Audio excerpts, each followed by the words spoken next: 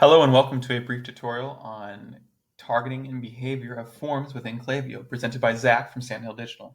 Now, this is a part two of a two-part series, the first being designing a form, and this one being how to edit the targeting and behavior of that form. Now, I already have a form opened up. This is actually one we talked about in the designing tutorial, because I want to show you specifically the targeting behavior, because this can be heavy content in some capacities. So this determines when it is displayed and how it's displayed.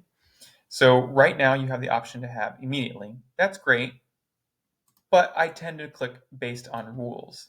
And I tend to actually select all of these, and depending on the client or the instance, you may adjust them, but 5, 30 are good. I tend to bring this one down to 1, and I never click this because if you click this, they'd have to meet all of these criteria in order to have the form appear. This one, if they do any of these, the form will appear, which is great because exit intent, have the form appear. After 5 seconds, have the form intent. So it's a way of checking all the boxes to have it appear for people. Now, frequency is also very important. I always have this box checked because I do not want to show this form again to people who submitted it or the URL button was clicked, because that's very annoying and spammy. But I will say that you can adjust this around here because these are for people who may have started filling it out or for whatever reason exited out. And in 7 days, maybe they accidentally exit out of the form. They were not going to see it again. But in 7 days, excuse me, they might see it again. So that's why I would select this option here. Sorry about that. I need some water. I've been talking a lot. Devices. You can also have these individual steps or the actual form as a whole appear only on certain devices. So maybe the SMS stuff, if there was an SMS stuff here, would only appear on the mobile version versus the desktop would show email, something of that nature.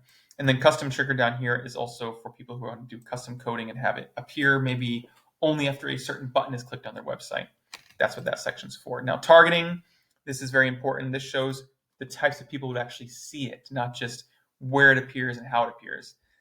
So from here, you can have the default, which is great. Don't show existing two existing Klaviyo profiles. This is great because you don't want to show this form again to people who are already in the system, because this form in particular is asking for email opt-ins. Now, if this was a sign-up form for maybe a sweepstakes or to get a birthday and you don't have a birthday field yet for somebody, maybe you would want to show this for other people. So you click show to all visitors or show to an existing profile, or you can have show to email subscribers only, show to SMS. And then this instance is really great because suppose you wanted to get email subscribers converted over to SMS and you wanted to show only this form to people who are email subscribers but not SMS yet. This is what you would do here. Vice versa. Maybe for SMS only, you would ask them to join email.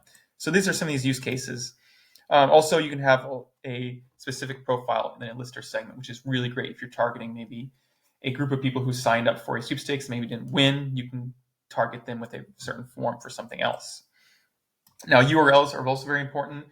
Which ones to show on? You have only show on certain URLs, which is great. Maybe you only want to show on the home page. So you'd select that here.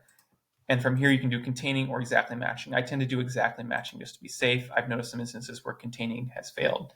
Now, what I also do almost equally is don't show on certain URLs, because suppose there's a SMS pop-up, but we also have an SMS landing page that's coming in from maybe a paid social ad for lead generation. We don't want that same SMS pop-up to show up on that landing page for SMS sign up because they're the same thing. So I would say don't show on that URL, for instance. Next up, UTM parameters. This is going to be very nuanced and situational, and I would say it's up to you, but I don't generally do this step as often, but you can see how to do that here. And then location. You can have it also displayed based on IP. And this may be good for maybe certain customers they don't have shipping, for instance. If there's like something on here you're advertising shipping, you wouldn't want to show it in those IP addresses. Or maybe they're internal employees or something like that, and you have a list of those IP addresses, and you can place them here. You can like regions as well as countries. It's very useful for those types of situations. And this is the abridged version of how to edit the display and targeting of a form. And I hope that's been very informative, and I look forward to speaking with you on the next tutorial. Thank you very much for your time today.